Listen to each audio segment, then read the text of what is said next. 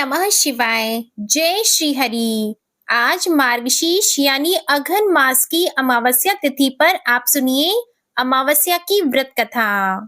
एक साहूकार के 7 बेटे, 7 बहुएं और एक बेटी थी।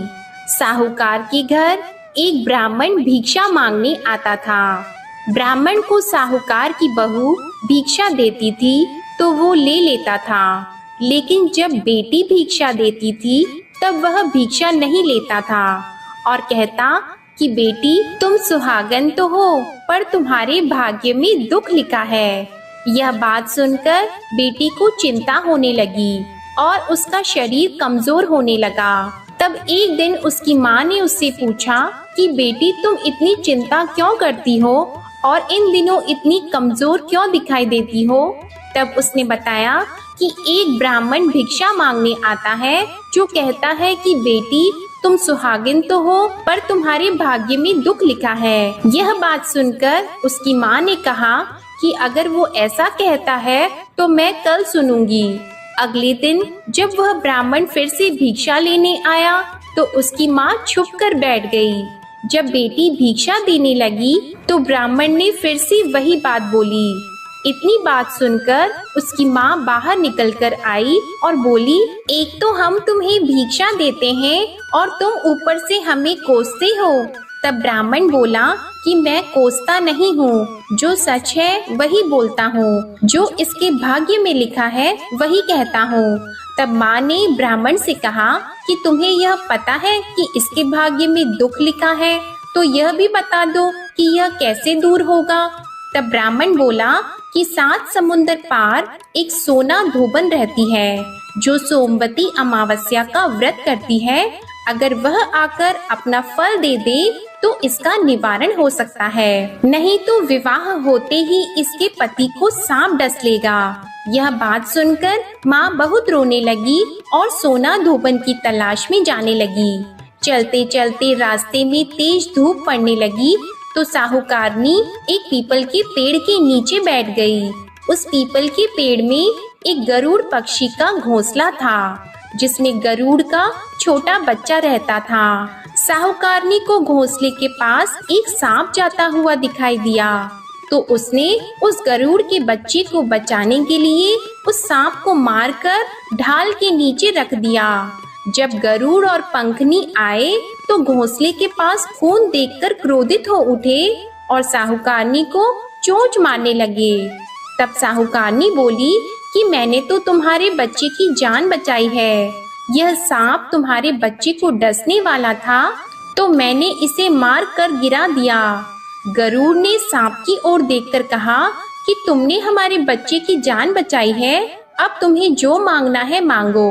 तब साहूकारनी बोली कि मुझे 7 समुंदर पार सोना धोबन के घर छोड़कर आओ। गरुड़ ने साहूकारनी को अपनी पीठ पर बैठाकर 7 समुंदर पार सोना धोबन के घर छोड़ आया। वहां जाकर साहूकारनी ने सोचा कि सोना धोबन को कैसे राजी किया जाए। सोना धोबन के 7 बेटे और 7 बहुएं थी। उसकी 7 बहुएं काम को लेकर रोज लड़ाई करती थी और काम भी नहीं करती थी। रात को जब सब सो जाते थे तो साहूकारनी सोना धोबन के घर जाती है और घर का सारा काम करती है। गायों को नहलाती है, घर की साफ सफाई करती है, रसोई का सारा काम संभालती है, चौका बर्तन करती है, आटा पीसती है, कपड़े धोती है, पानी भरती है और दिन होने से पहले चली जाती है। बहुएं सोचती थी कि यह सारा काम कौन कर रहा है, लेकिन कभी एक दूसरे से पूछती नहीं थी कि यह सारा काम कौन कर रहा है। एक दिन धोबन ने कहा कि तुम आजकल लड़ती भी नहीं हो, काम भी ठीक कर रही हो। तो बहुओं ने कहा कि सासू जी, काम तो हमें ही करना पड़ता है, चाहे हम लड़कर करें या राजी से करें, इसलिए लड़ाई करने का क्या फायदा होगा। सोना धोबन ने सोचा कि आज देखा जाए कि कौन सी बहू काम करती है और वह रात को सोई भी नहीं। उसने देखा कि रात को एक स्त्री आई और सारा काम करके जाने लगी। तो सोना धोबन ने बोला कि तुम कौन हो और तुम्हें ऐसी क्या जरूरत है जो तुम इतना काम कर रही हो। साहूकारनी ने कहा कि जरूरत है तभी तो इतना सारा काम कर रही हूँ। सोना धोबन ने पूछा कि तुम्हें क्या चाहिए। साहूकारनी बोली, पहले मुझे वचन दो, तभी मैं बताऊंगी। सोना धोबन ने वचन दे दिया और कहा कि अब आप बताइए।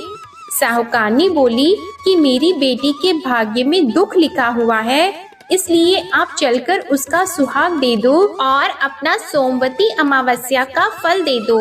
सोना धोबन अपने बेटे बहू से बोली कि मैं तो साहूकारनी के साथ जा रही हूँ, यदि पीछे से तुम्हारे पिताजी खत्म हो जाए तो तेल घी के कूप में डालकर छोड़ देना।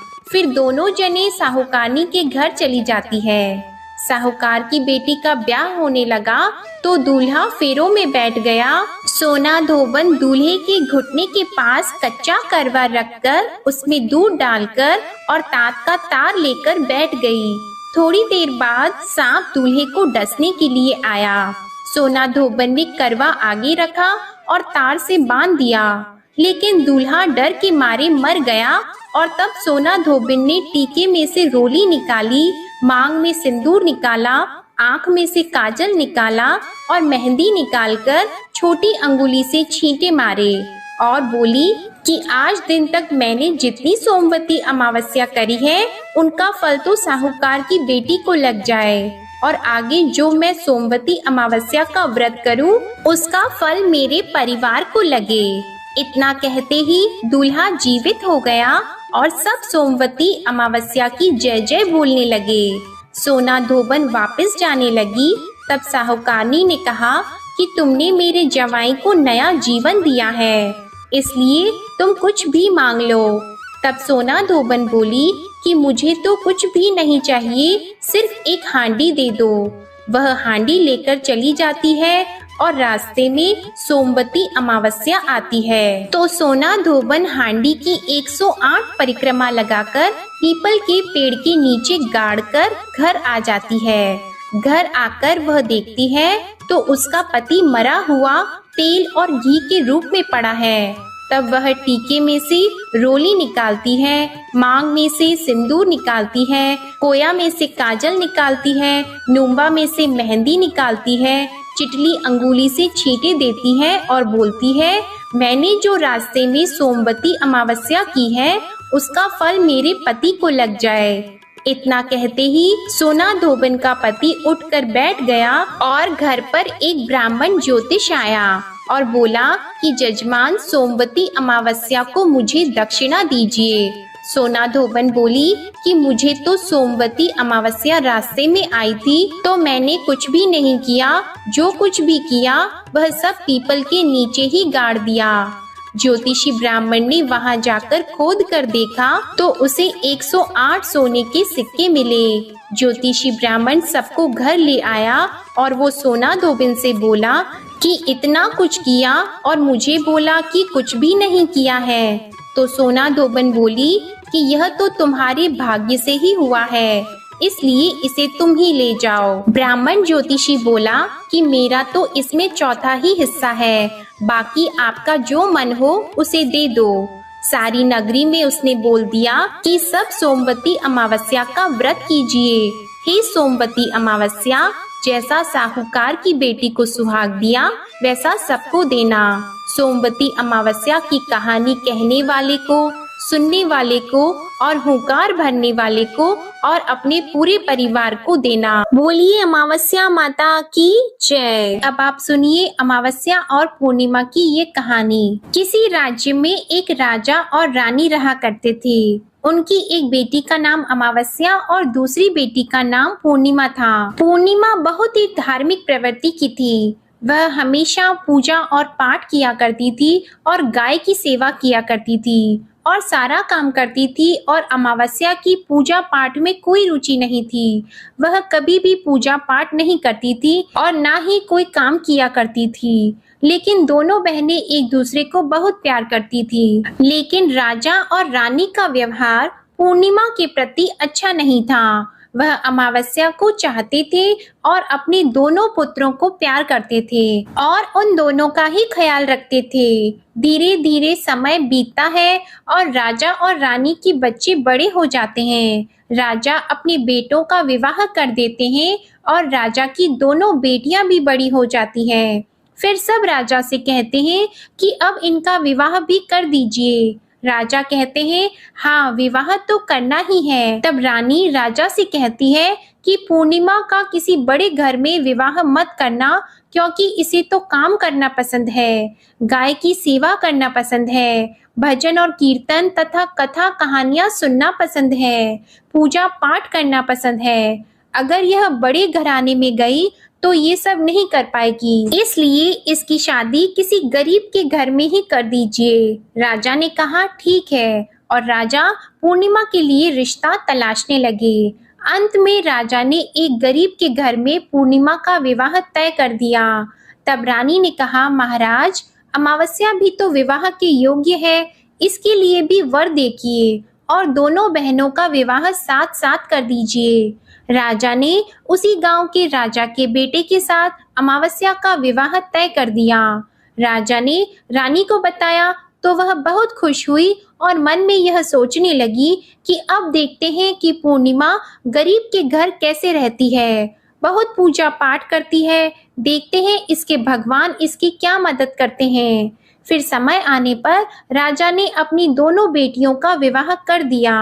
अमावस्या को बहुत धन और दौलत दी, लेकिन पूर्णिमा को कुछ भी नहीं दिया। पूर्णिमा के भाई और भाभी उससे बहुत प्यार करते थे, क्योंकि वो अपनी भाभीयों का काम में हाथ बटाती थी, लेकिन अमावस्या उन पर अपना रौब जमाती थी। फिर अमावस्या और पूर्णिमा दोनों अपने अपने ससुराल चली गईं। एक बार की बात है, अमावस्या ने अपने घर पर शिव चर्चा रखी और उसने सबको बुलाया, लेकिन अपनी बहन पूर्णिमा को नहीं बुलाया।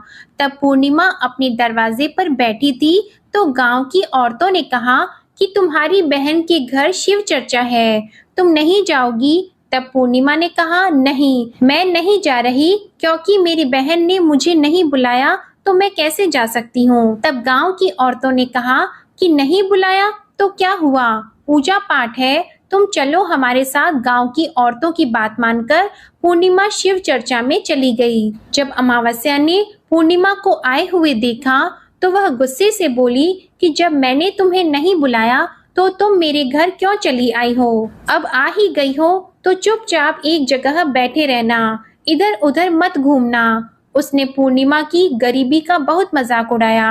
पूर्णिमा की आंखों से आंसू बहने लगे और वह भगवान शिव से प्रार्थना करने लगी, हे भगवान, मुझ पर आप कब कृपा करेंगे? आखिर मेरा कसूर ही क्या है? क्या पूजा पाठ करना, गाय की सेवा करना, काम करना गलत है?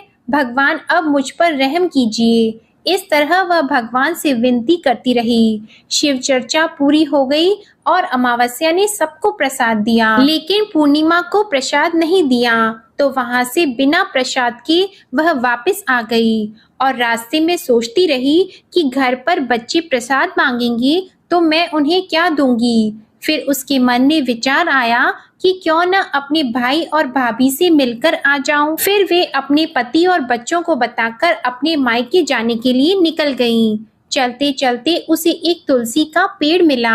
वहां एक चबूतरा बना हुआ था, जिस पर एक बूढ़ी माई बैठी थी। उन बूढ़ी माई ने पूर्णिमा से पूछा, बेटी तुम कौन हो और कहाँ जा रही हो? तब पूर्णिमा ने बूढ़ी माँ को अपना परिचय दिया। फिर बूढ़ी माँ ने कहा, बेटी देखो, मेरा तुलसी का पौधा सूखा जा रहा है, इसमें थोड़ा जल डाल दो और चबूतरे की भी धुलाई कर दो तो थोड़ी ठंडक मिल जाएगी। ऐसा कहने पर पूर्णिमा ने चबूतरे को धोया और तुलसी जी की पूजा की, उसमें जल डाला और बूढ़ी माँ को भी स्नान कराया, उनके चरण दबाए। फिर पूर्णिमा ने कहा, माँ जी और भी कोई काम है क्या? तो बूढ़ी माँ ने कहा, नहीं बेटी, और उसे खूब आशीर्वाद दिया और कहा, जाओ तुम अपने मायके, लेकिन लौटते समय मुझसे मिलके जाना। तो उसने कहा, ठीक है माँ जी, और वह आगे बढ़ गई।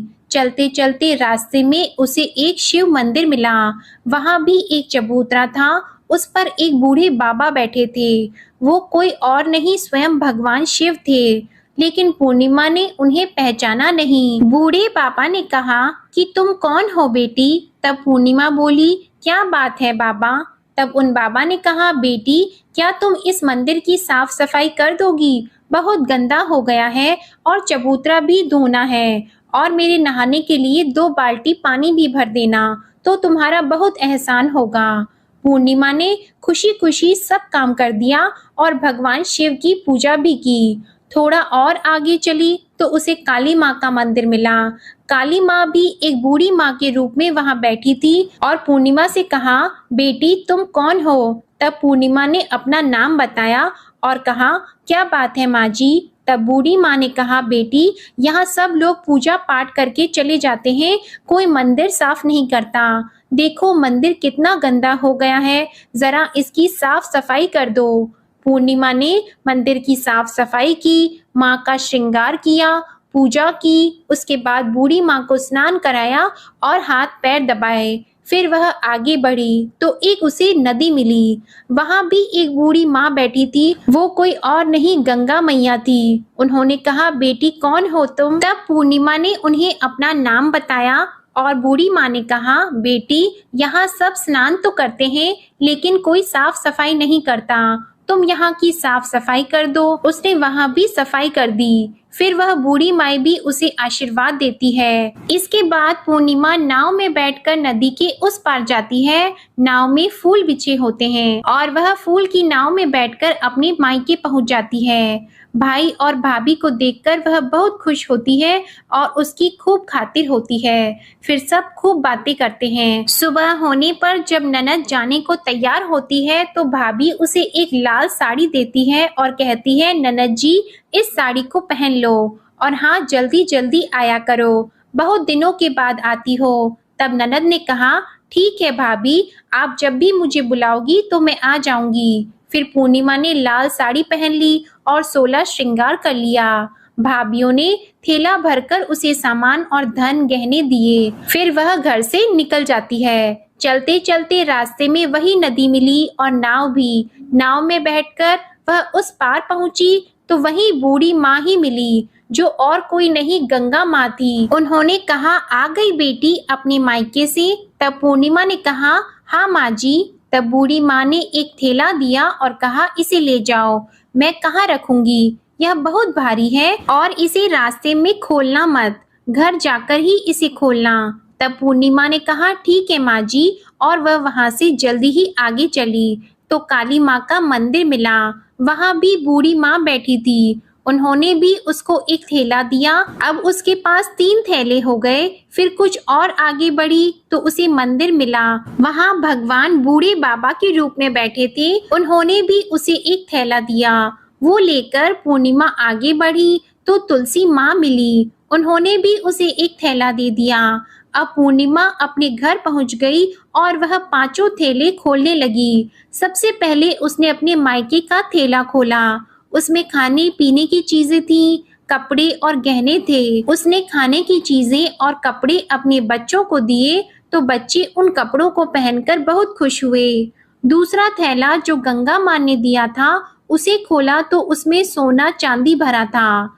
तीसरा थैला जो काली माँ ने दिया था उसमें 16 श्रृंगार भरा था।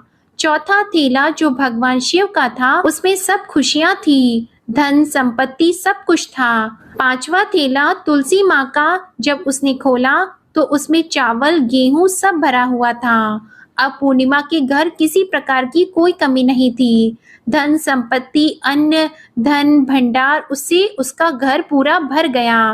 पूर्णिमा खुशी खुशी रहने लगी। एक दिन पूर्णिमा ने सोचा, क्यों न मैं भी शिव चर्चा करवाऊं। फिर पूर्णिमा ने शिव चर्चा रखी तो उसने सबको बुलाया। वह अपनी बहन के घर भी बुलावा देने के लिए गई। जब अमावस्या अपनी बहन के घर चर्चा में आई तो वह धन और दौलत देखकर आश्चर्यचकित में रह गई। फिर अमावस्या ने पूछा कि तुम्हारे घर में इतना धन दौलत कैसे हो गया। तब पूर्णिमा ने कहा, देखो बहन, तुमने चर्चा रखी और मुझे नहीं बुलाया, फिर भी मैं बिना बुलाए तुम्हारे घर गई और तुमने मुझे प्रसाद भी नहीं दिया। फिर तुम्हारे घर से आने के बाद मैं मायके चली गई। फिर सब बात उसने अमावस्या को बता दी।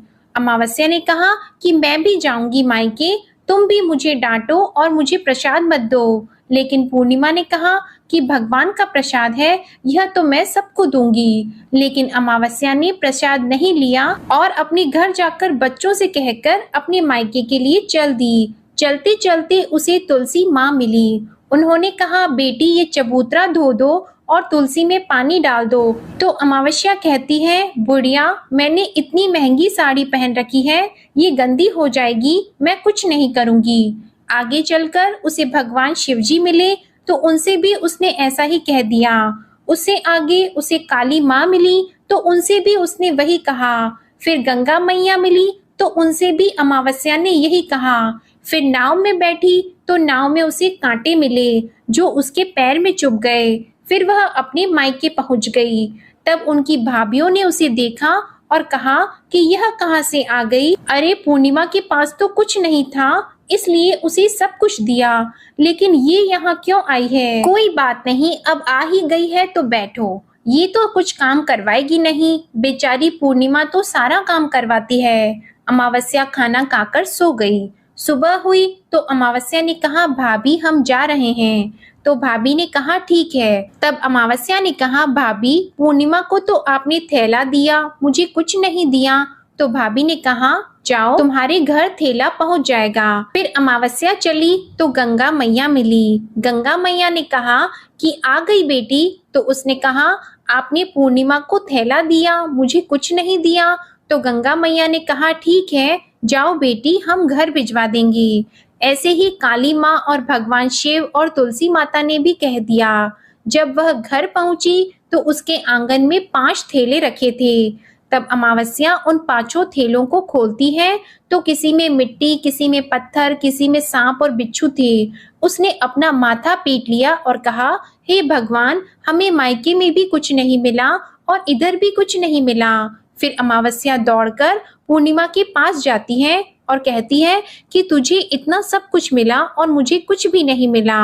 तब पूर्णिमा ने कहा, मैं मायके जाती हूँ तो भाभीियों के साथ काम करवाती हूँ और तुमने तो भाभी की कभी मदद नहीं की, तो भाभी तुमको क्या देती? गंगा माँ को तुमने ठुकरा दिया, शिवजी और काली माँ और तुलसी माँ सबको तुमने ठुकरा दिया, इसलिए भगवान ने तुम्हें कुछ भी नहीं दिया। तब अमावस्या कहती है, बहन मुझे माफ कर दो, मैंने सदा तुम पर अत्याचार किया है, लेकिन इसमें मेरा कोई कसूर नहीं था। मुझे भी बताओ, अभी मुझे नहीं मिला लेकिन मैं भक्ति से कर लूंगी। तो पूर्णिमा ने कहा कि बहन देखो, 3 सूत्र का ज्ञान ले लो। पहले सूत्र में दया मांगना, दूसरे सूत्र में चर्चा करना और तीसरे सूत्र में 108 बार ओम नमः शिवाय का जाप करना। बहन भगवान ने जो 3 सूत्र दिए हैं वो प्रसाद के रूप में स्वीकार कर लेना और हृदय में बसाना। मैंने सच्चे मन से भगवान का पूजा पाठ किया, सबकी मदद की, सबका काम किया, इसलिए मुझे सब कुछ मिला और तुम्हारे पास जो भी था वो भी खत्म हो गया। तब अमावस्या अपने घर गई और वह पूजा पाठ करने लगी और भगवान शिव से माफी मांगने लगी। सभी प्रेम से बोलिए भगवान शिव की जय। अब आप सुनिए भगवान शिव की आरती। ओम जय शिव ओमकारा, प्रभु हरे शिव ओमकारा। ब्रह्मा विष्णु सदा शिव, ब्रह्मा विष्णु सदा शिव, अर्धांगी धारा। ओम जय शिव ओमकारा। एकानन चतुरानन पंचानन राजे, स्वामी पंचानन राजे। हंसासन गरुड़ासन, हंसासन गरुड़ासन, वृषवाहन साजे। ओम जय शिव ओमकारा। 2 भुज 4 चतुर्भुज, 10 भुज अति सोहे, स्वामी 10 भुज अति सोहे। त्रिगुण रूप निरखते, त्रिगुण रूप निरखते, त्रिभुवन जन मोहे। ओम जय शिव ओंकारा। अक्षमाला वनमाला मुंडमाला धारी, स्वामी मुंडमाला धारी। त्रिपुरारी कंसारी, त्रिपुरारी कंसारी, करमाला धारी। ओम जय शिव ओंकारा।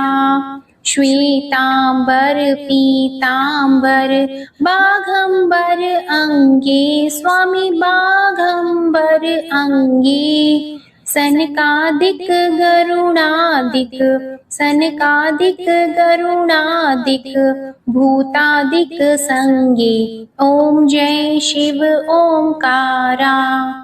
कर की मध्य कमंडल चक्र त्रिशूलधारी, स्वामी चक्र त्रिशूलधारी। सुखकारी दुखहारी, सुखकारी दुखहारी, जगपालनकारी। ओम जय शिव ओंकारा। ब्रह्मा विष्णु सदाशिव जानत अविवेका, स्वामी जानत अविवेका।